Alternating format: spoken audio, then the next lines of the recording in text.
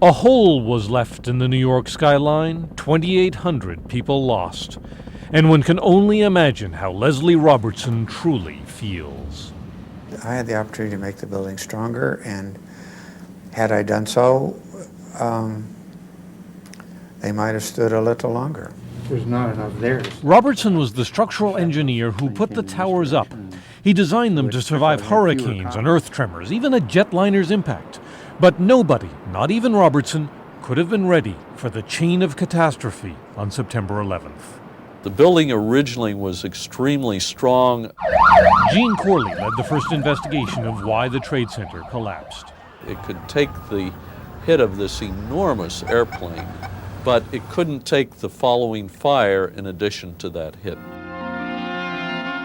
In the 1960s, when the towers went up, they were revolutionary. A project of this size created enormous challenges. The problem with skyscrapers before then was that they were crowded by a grid of steel columns to keep them up.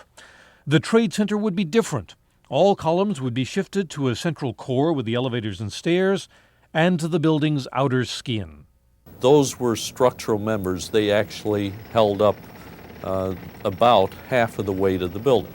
The outer columns were made from prefab steel pieces, lifted into place and bolted together. 59 columns on each side, 283 columns in all, reaching 1,360 feet into the sky.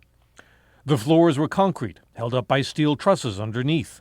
They linked the outer skin to the inner core. So the towers were spacious inside and sturdy on the outside. From a structural engineering perspective, those buildings were magnificent. American Airlines Flight 11 came in from the north, flying at 470 miles an hour, and hit the north tower of the Trade Center almost head-on.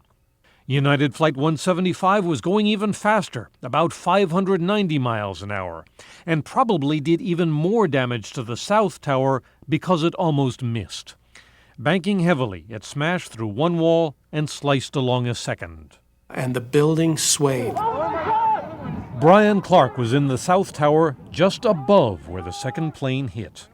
And I thought we were going over. I thought we were falling to the west into the Hudson.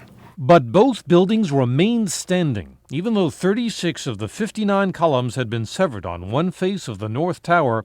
The weight of the upper floors was transferred around the gash. The structure had this ability to bridge over this wound, even though they lost so many columns. Meanwhile, the jetliners had done untold damage inside the buildings as they crashed and disintegrated.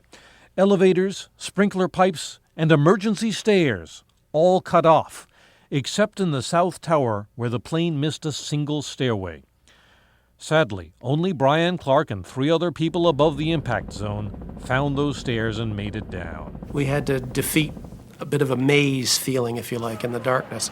And through the cracks, we could see flames sort of going up the walls on the other side, not very far from us. People's location in the buildings determined their fate. Except for Clark and those 3 others, everyone above the impact zones was trapped and died. Below the impacts, 99% lived. It just went ba-boom. It was like a bomb went off. And it was like holy hell coming down them stairs. The towers even withstood the great fireballs of exploding jet fuel, which probably burned off within 9 minutes. But as it did, it added one more link to that chain of catastrophe. You have an aircraft filled with jet fuel that acts as lighter fluid and ignites 3, 4, or 5 floors simultaneously. It's an unheard of and unanticipated event. There's no system that could have anticipated that. As temperatures rose to 1,100 degrees or more, the steel that held the buildings up began to weaken.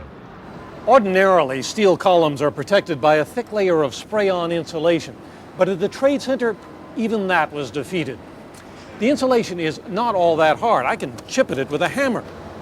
Much of the insulation of the Trade Center was probably knocked loose by the impact of the planes. With nothing left to protect them, engineers say the trusses began to sag. Finally, somewhere, the steel gave way, each floor destroying the one beneath it. The whole World Trade Center just fell.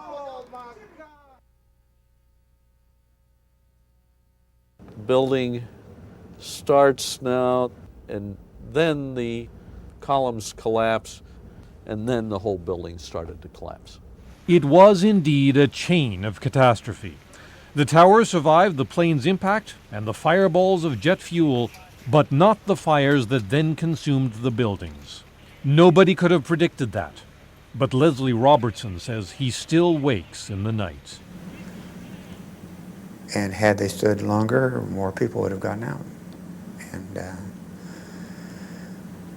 but I don't think it's a matter of blame. I think it's just a matter of